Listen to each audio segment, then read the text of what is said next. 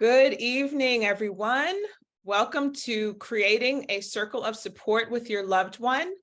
I am Valerie Cordero, and I am Co-Executive Director of Families for Depression Awareness. It is such a wonderful treat to have you all here with us this evening to learn and to enjoy our program with our amazing panelists. This is our agenda for the evening. We are going to talk a little bit about Families for Depression Awareness. I will also introduce our panelists, and then we will have a panel discussion where I ask each of our panelists different questions. Then our live program will conclude and we will go into our Zoom discussion. If you have not registered for our program this evening through Zoom, you will not be able to access that Zoom room. So if you didn't do that and you want to be able to talk in a smaller group in a breakout room, then make sure you go ahead and run over and register right now. We'll then wrap up and ask everyone to complete a survey. A little bit about Families for Depression Awareness. We are a national organization. Our mission is to help families recognize and cope with depression and bipolar disorder to get people well and prevent suicides. Our philosophy is that depression, bipolar disorder, also known as mood disorders, affect the whole family.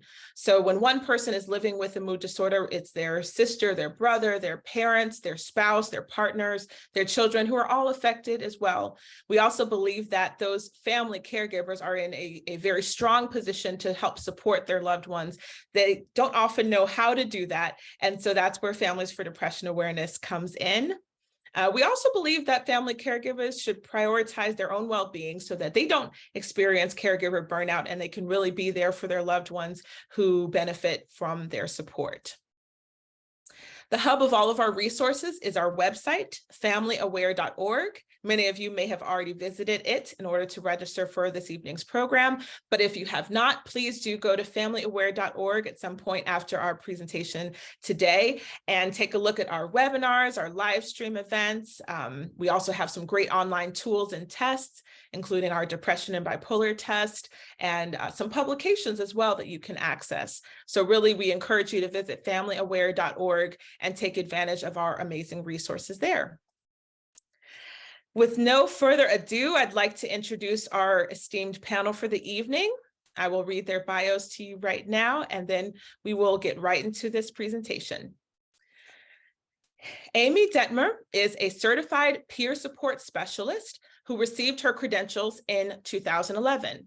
Since then, she has worked in community-based settings, residential settings, and as a peer support supervisor. In 2016, she began her tenure with the Copeland Center for Wellness and Recovery, providing peer support and wellness recovery education nationally. Amy's work focuses specifically on peer specialists, youth leadership development, peer-led recovery education, and psychiatric advance directives. Welcome, Amy. Dr. Waifelami DeVoe is a holistic human development strategist, public speaker, educator, poet, certified holistic health coach, and self-care ritualist. She is passionate about centering the voices of Black women and curates intentional spaces for authentic dialogue, self-reflection, and community building. As a self-care ritualist, Dr. Falami integrates meditation, sound healing, and Reiki practices into her private practice, Holistic Alchemy. She received her PhD from the Graduate School of Leadership and Change at Antioch University. Last but not least, we have Pastor Cornelius Hill. Dr. Cornelius Hill pastors Ephesian Primitive Baptist Church in Nashville, Tennessee. Pastor Hill received his BA from American Baptist College, his MED from Tennessee State University, and an honorary doctorate from the School of the Great Commission Bible College and Seminary. Since his ordination in 1998, he has pastored 4 churches, hosted podcasts and radio shows, and joined the leadership team of the Suicide Prevention and African American Faith Communities Coalition. Dr. Hill currently hosts Capri Cares, a podcast offering daily motivation and inspiration for mental wellness. Welcome, all 3 of you. Thank you for being here today. We are now going to move to our panel discussion where we're going to ask some questions that will help to illuminate our topic for this evening, creating a circle of support when your loved one is living with depression. So we are going to start with our first question. Please describe your role in your community and the community you serve. In this role, in what ways do you support mental health and wellness for individuals and families? And how do people usually find you? Those are a lot of questions, but Amy, do you want to start us off with that topic? Sure. Thank you so much, Val, and thank you to Families for Depression Awareness for making this possible tonight. I do apologize for my voice. I am overcoming a little bit of sickness, so I will do my best to be as clear as I can, but my voice has kind of not been at its best this week. So thank you. It is an honor to be here. Again, my name is Amy, and first and foremost, in my community, I am a mom, and I'm a Vermonter. I live very close to the Canadian border in a very rural area of the country. But outside of kind of my own personal roles, I do work at the Copeland Center for Wellness and Recovery, and my role there is the program manager of our Doors to Wellbeing program, which is a SAMHSA-funded National Consumer Technical Assistance Center. And what a consumer in this sense means is people with our own lived experience receiving services from the mental health system. I've been doing this work for 12 years as a peer support specialist, which means I have my own lived mental health experience. I've been living with mental health challenges for the last 20 years of my life, which is most of my life, to be honest. And through this work, we really get an opportunity to kind of share some of those life experiences and illustrations, and also really teach and educate others that are living with these challenges on how do we all kind of share and illustrate what happens in our lives and how we kind of navigate this journey of triggering challenges and mental health stuff that kind of comes up in a way of wellness. I will say that for me, kind of answering this question of like, what ways do we support mental health and wellness for individuals and for families, really comes down to one main thing for me, which is that we shift the conversation really away from illness and into wellness. You may have heard this before, as like kind of moving from illness-based thinking to wellness-based thinking. And what I like to think of when I think about this is that this kind of catchy little phrase for me is that if you replace the I in illness with we, it becomes wellness. And being able to really think about how we as a community creating those circles of support, whether we're the caregiver or the individual, that is what helps us find wellness in our life. So my work is solely around supporting people in finding wellness, no matter if we're living with our own mental health or we're supporting others, just kind of navigating that place in that way. I will say that the Copeland Center is most well known for our work with the Wellness Recovery Action Plan, which is a plan, and I'll talk about this as some of the other panel questions come along as well, but is a plan that helps us navigate difficult life things that come up, kind of shows us that there's hope for wellness and recovery, no matter what diagnosis or life circumstances we've had. And that there's empowerment for everybody, that everybody can achieve empowerment and wellness. Excuse me. And then the other thing that I wanted to say about kind of the work that we do in this role is even moving beyond how do we find empowerment as individuals or as family, but how do we move and reform systems to better serve the people that are interested in being served? How do we reform them in a way that is more inclusive of everybody, of everybody's culture, of everybody's needs? How do we include like DEI work in our systems? And all of that kind of stuff. So, peer support is really something that's founded on human rights and making sure that people are treated with dignity and respect. And we give a lot of content for how those conversations can be had. And again, how we can illustrate our own stories to help that systems change and reform so that there's better services out there and available to all people. And then this last question of how do people find you? Well, we are pretty well known for, like I said, WRAP, the Wellness Recovery Action Plan, in the behavioral health workforce, although that's been expanded in many, many different like spaces. So often, people either find us through the internet or they find us through word of mouth, through people going through the different trainings that we offer. Um, and through Doors to Wellbeing, the main program that I work in, we solely focus on peer support specialists, which there's also family peer supporters. So they fall into the bucket of peer support as a whole. And we have like a webinar series that reaches about 2,000 people on a monthly basis, with education about peer supporters and kind of how to do that practice. So that's one like real big way that people find who we are, what we do, and how we're able to highlight, all sorts of speakers talking about peer support and what that means and how we can support ourselves and support each other. Thank you so much for that explanation, Amy, and for telling people how your role might appear in their lives. I think the peer support movement has done so much to change the viewpoint of what it means to live with a mental health condition and to focus on wellness. And that wellness is not just the absence of symptoms, but it's the presence of things that you want in your life and goals that you have. And they play such an important role within the care circle when maybe the therapist is not listening to you the way that you want to be listened to, or the providers aren't taking your wellness goals into account. Those peer support specialists can really be there to offer and as an advocate for them and people who know and have walked that path as well. Dr. Hill, let's go to you next. As a pastor, I know you as Pastor Hill, so if people hear me calling you Pastor Hill, it's because that's the venue in which I know you. But can you talk about how you work within your community and what you can offer and how your work intersects with mental health? First of all, thank you for allowing me to be a part of the panel. To Miss Amy, it's much warmer in Tennessee than Vermont. So we welcome you to Tennessee when you feel like coming.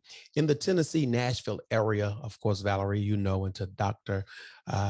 Y, we have a faith-based mental health substance abuse recovery congregations. So I just can't say it's church. It deals with all faiths.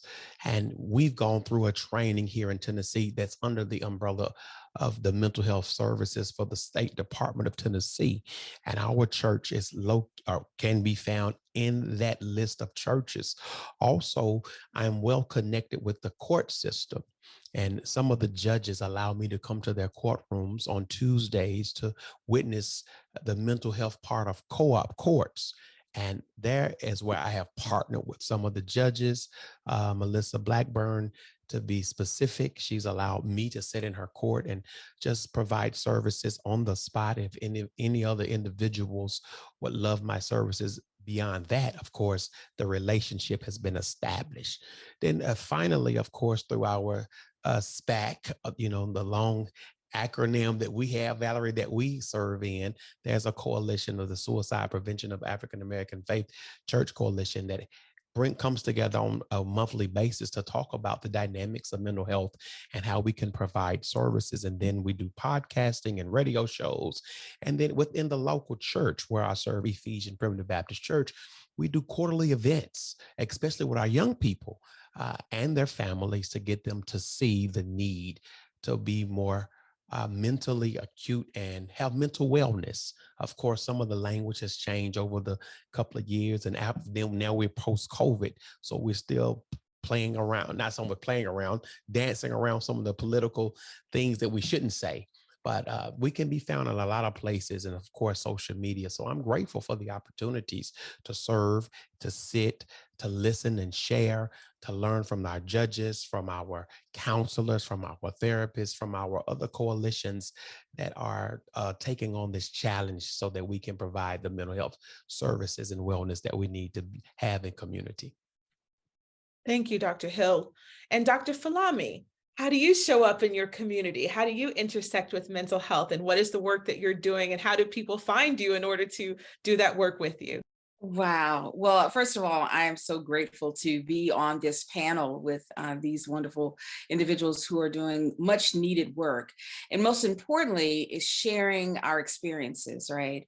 And so I have lived, loved, and currently live in love with someone that is working through this mental wellness, right? And so my role as the self-care ritualist, as what I have given myself that title, after really experiencing the need to dig down and dig deep into my self-care when supporting my loved one. And that is when I became the ritualist. When I say that, I began to really ritualize my self-care and have this deeper understanding about self-care, not what has been capitalized and commercialized in our society. However, what I talk about in regards to self-care is, how do you nourish, nurture, rejuvenate, and protect your mind, your body, and your spirit? So that is what I believe is self-care. That what I know is self-care, because I needed it so much while I was living and loving, and still love and live with someone who is working through this mental wellness. And so that is the conversation that I have in workshops, in presentations, in coaching. I do self-care coaching. And most of my clients are those families who have someone or themselves that are living with a mental wellness, right? So I talk about, what are these sustainable self-care tools that you can take with you, that you can have, and you can armor yourself with, Pastor, put on your armor, and do these things as the cycles happen, right? As we know that they happen. And so that's so very important, because it is very important that you have to take care of yourself so that you can help others, right? And help the loved ones. And so, and understanding what that looks like. Sometimes it might be with those boundaries that you create for yourself, right? When a loved one is maybe cycling and maybe having some struggles, right? How do you create these safe boundaries and still reassure them, letting them know that you love them, right? That you care about them. So that is so very important, right? And so then, and I think you said in my bio, I'm a holistic practitioner. So this holistic journey has led me to becoming a sound healer and using sound with crystal bowls and tuning forks and gongs, and to really tap in to this restorative peace that folks need when they are going through. And so that is one of the ways in which I encourage my clients to come and to try out a sound session to help relieve that anxiety, right? And to give this give this restoration. And so, so sound, using essential oils. So I'm very much into lavender, right? To give you that calming effect. So I talk about that within my practice. And we set up a self-care plan, and I support them and I walk with them. Here's what we need to do. And it might mean I might need you just to read the 4 agreements, right? If you're familiar with the 4 agreements, right? Don't take things personal, right? When your loved one maybe lashes out at you, don't take it personal. So it is a very interdisciplinary, integrative, holistic approach to self-care, with conversations and coaching that help that person, whomever that is, feel supported.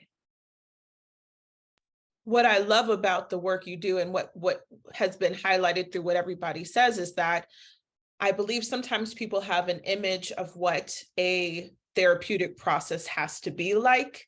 And it can seem very medical, very clinical, but there are so many other ways that you can create your circle of support with different kinds of people, different kinds of specialties that feed and nourish your soul and approach your wellness in a way that is not just cold and clinical, but also looking at you as a whole person, as a spiritual being, as a physical being, and all of these different ways. We're going to stay with you, Dr. Falami, with the next question. And I kind of preempted my question here. What do you offer that families don't get from clinicians? And how is that unique for your community? Wow. So what I provide is this understanding of self-care, ritualizing self-care, and really focusing and taking time to understand what that means, right? Why do I need to go lift weights and do this on a regular basis? Understanding the meaning and purpose and establishing a ritual. Let me step back a minute. So I attended Catholic schools. Catholicism is very ritualized. I was always drawn to it, right? The incense, the genuflect. There are certain things that are very rituals, but they have a deeper meaning and purpose. When we begin to connect our self-care and creating a ritual around it, right? It holds much better weight, in my opinion, than just, oh, I'm going to the gym. I'm going, sitting with it, right? Visualizing what that outcome is that you want, setting your intention, right? Setting your intention and that outcome. And so what I'm providing is this deeper conversation around ritualizing self-care, creating a self-care plan. And I know that some also do that as well, but it's a holistic approach, right? And I'm walking alongside with you. We're going to walk on this journey together, right? And so this is not a 20-minute conversation or 30-minute conversation. It's deeper than that, right? And so that is what I provide in this way that I bring about community, and it's unique to my community, this holistic approach to well-being. Thank you, Dr. Falami. Dr. Hill, Pastor Hill, you are a faith leader. You are somebody who people look to for spiritual guidance and instruction. So what do you offer within the realm of mental health that people may not get from clinicians or from the medical model of approaching mental health? Interesting. Great question. One of the things I get to provide, or some of the services, because they meet me in, I can say, the church or that comfort place where they don't feel as judged, where they don't have to be or think that they have to present this perfect case. I meet them. Most of the times I meet individuals in that place of hurt, in that place of pain, in that place of sorrow, in that place of sadness or celebration. So there's already a relationship usually with me that I have established that the clinician or the therapist might not have established yet. And from that relationships, I have many more relationships that I can use or leverage so that we can begin those services of mental wellness and self-help. So when you come to Pastor Hill, of course, oftentimes you've made that choice. It wasn't, you were not pressured into it. Then you came to me knowing that this is a safer place, or is a place that's more relational than sometimes the traditional clinician can be. And then having the other services that we are connected with, they provide a plethora of resources and now new strategies from Dr. F. I love what she has told me, and I'm going to use some more scented oils and lavender. So you have blessed me, and we'll talk after this. So I'm just elated and excited and always ecstatic that people come to me. And when they come to me and to the team, let me just not just say me, the people in the church, because we have put a team together to help us leverage individuals' emotional and their mental wellness and well-being that sometimes I don't see in the clinical realm of and the professionalism of it. I would also like to emphasize that this doesn't have to be unique to just Christian communities. We hope that faith leaders of all different backgrounds embrace that idea of interacting with the people that they serve, and talking with them and being open to lead them into conversations around mental health.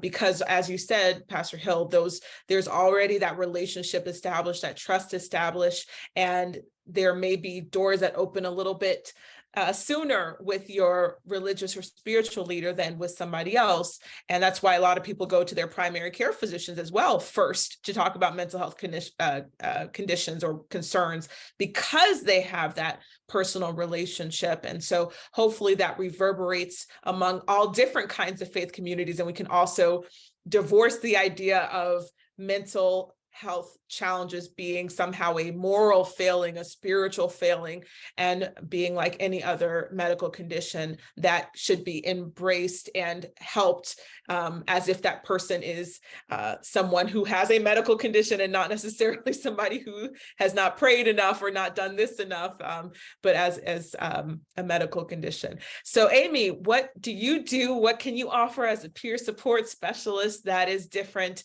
than clinicians, and how is that unique to the community that you serve?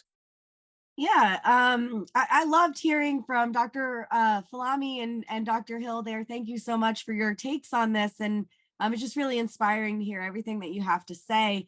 From my perspective, wellness is really for everybody, whether we are family members, caregivers, people with mental health challenges, people that's never experienced mental health challenges. Wellness is for everybody.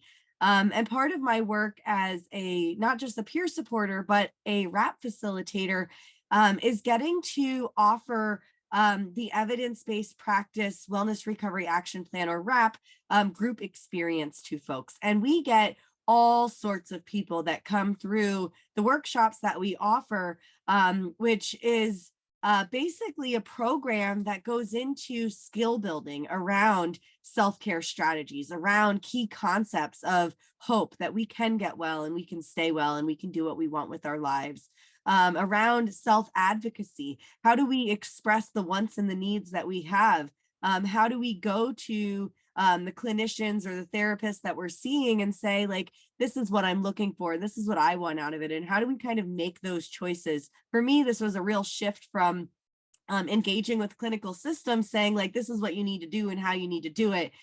This is how you should do things, to me being able to go in and saying, this is what I need and this is how I can be supported. Really kind of one of the sayings I like a lot is like, don't should on me, stop telling me what I should do all the time. And I kind of try to embrace that everywhere and share that with others, as like, no, we can be in the driver's seat of what works for us. It also embraces education and personal responsibility, that like it's up to us to do the self-care things like Dr. Falami expressed, like it's up to us to actually prioritize that in our life. And then it's up to us to build the support that we need. And again, this is for everybody, that we can build those support circles. But then it also goes into like the challenging situations and how do we have action plans for that? And what do we need every day in our life? But the point that I really wanted to make here is the Wellness Recovery Action Plan has a component in it that we call crisis planning. And this is really a plan that's meant to be shared with others if we choose to do one, that gives our family members, our loved ones, kind of the guidance of what's helpful to us, what's not helpful to us. How do we get these like self-advocacy wishes down on paper that can be clearly communicated? And family members find this to be so supportive because it really like eliminates the guessing game of like, how do I support my loved one? What do they need? And kind of this idea that like, sometimes we do things out of really, really good intention, but it's not what that person needs. So it can be moving away from like what I was raised on, which is the golden rule of like, do unto others as I'd expect done unto myself, to what I'm now calling, and I learned from a fellow peer support colleague, the platinum rule, do unto others as they want done unto them. So kind of opening up that perspective of not what I want isn't what everybody needs. And how do we have these conversations with each other about what we each need as individuals and really honor and value that? The second thing that I wanted to share is psychiatric advanced directives, which are something that RAP really, really complements and is really supportive in doing psychiatric advanced directives. I'll call them PADS for short. And I really believe that peer supporters are the best people to be supporting others in developing them. And what they are is they're like a legal document that really like gets those wishes down on paper should we need to go into a hospital setting or stay in like a clinical place.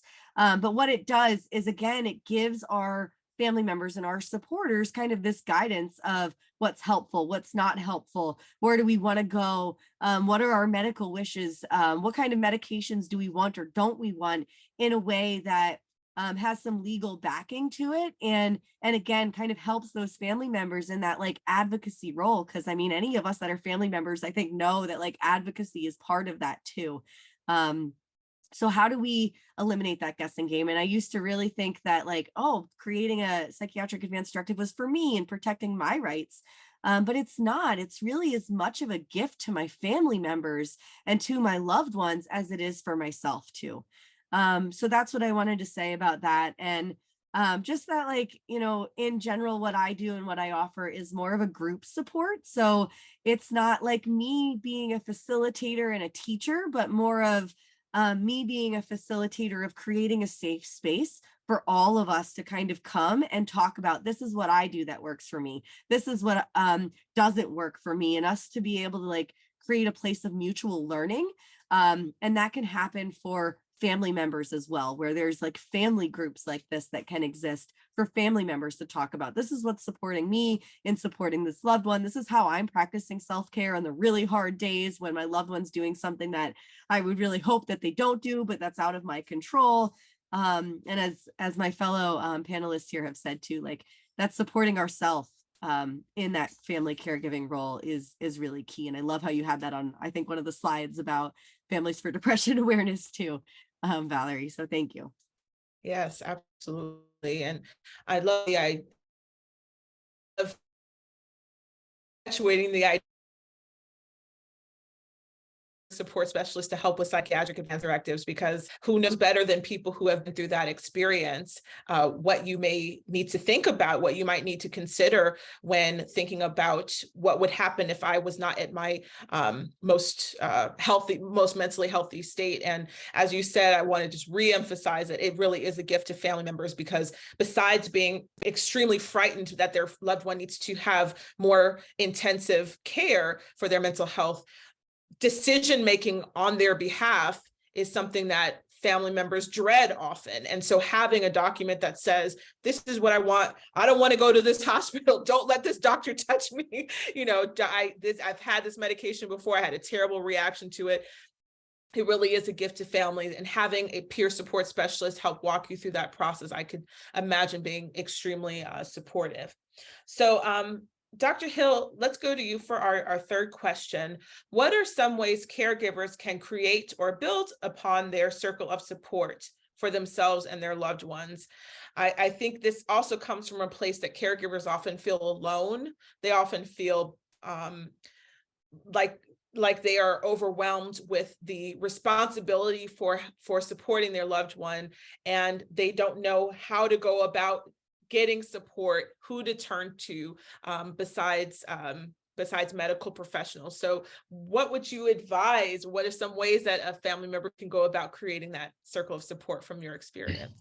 Well, one of the things we've done in the life of the community in which I serve, of course, along with Miss Amy and Dr. Falami, self-care is so important in education, just educating yourself as a caregiver, knowing now what you know and then how to take care of you and everyone else is a game changer, because a lot of us find ourselves trying to become a caregiver and don't know how to properly care for the person and even ourselves while we're giving the care. So what we've discovered that a lot of caregivers have been burnt or burned out or just burned out in trying to become that advocate trying to become the caregiver, trying to become the nurturer. So having those caregivers understand that you need to take care of you while you're trying to take care of everything else and everyone else.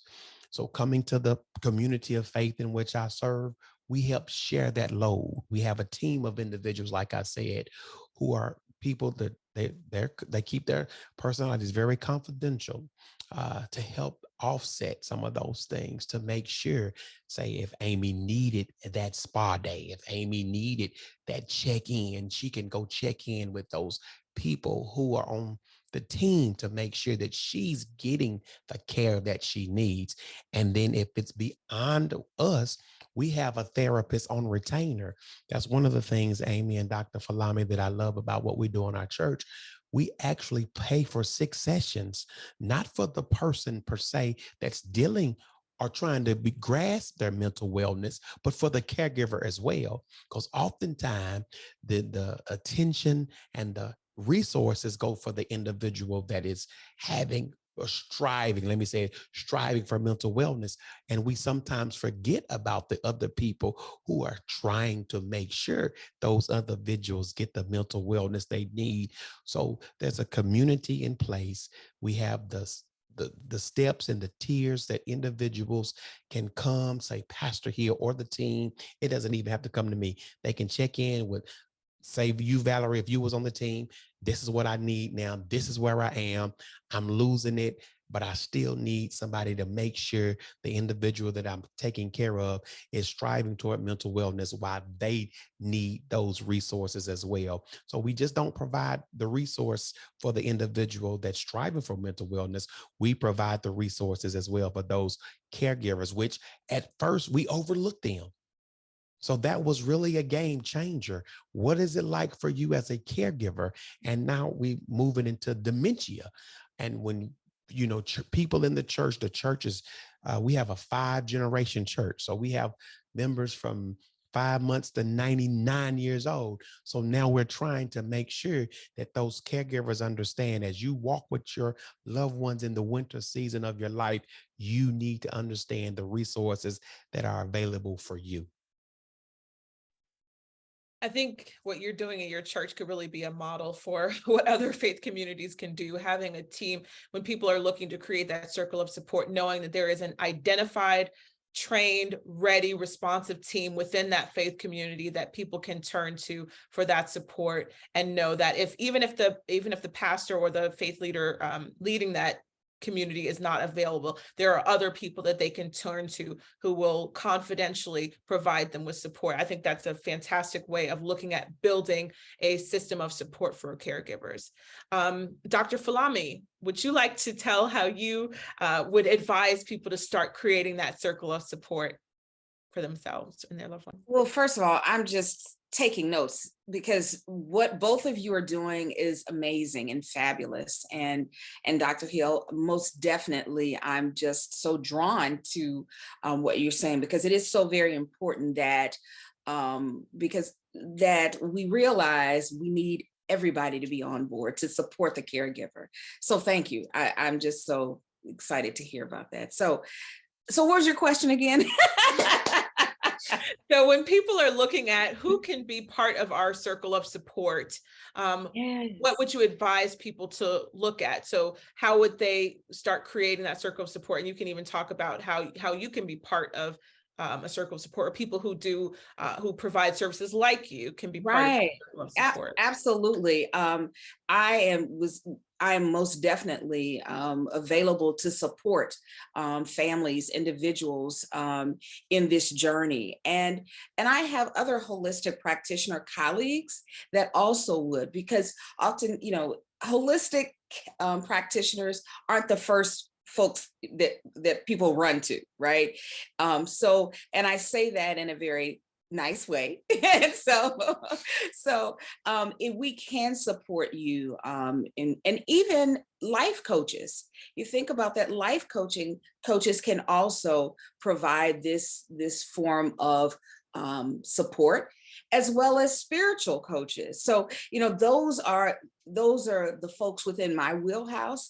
And I kind of I serve in pretty much all of that as well. But those are the folks that can be a part of the team, in addition to the more traditional practitioners that folks go to. So yeah, but I would love to be able to support and coach and walk alongside caregivers, understanding I've been there and still am there.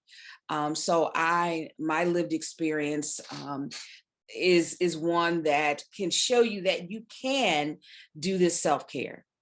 And I say that, and I want to say this part is that oftentimes folks believe that self-care is being selfish, right? It really isn't. It really is not. We need to change that narrative about self-care being selfish. And it also is about the ways in which we were socialized to have certain roles, right? So let's say, for instance, to be a good mother, you must do for everybody but yourself, right? Oftentimes that's what I've been told by my clients. Well, if you do for everybody but yourself and you peter out, then what, right? So how very important is for you, again, to get your self-care in check, to get on your armor, to have those self-care tools, to be able to help your family.